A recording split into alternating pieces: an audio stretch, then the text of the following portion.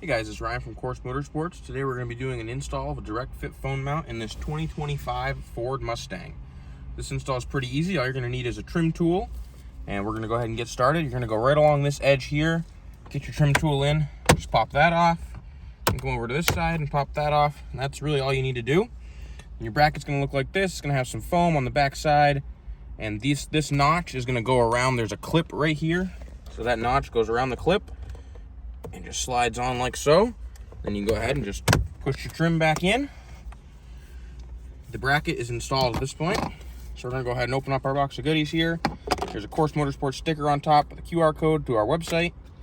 There's an alcohol pad. You can use this to clean the back of your phone if you need to adhere the steel ring. We have a MagSafe device today, so we don't need to do that, so we'll go ahead and set that aside. First thing we need to take out is the ball.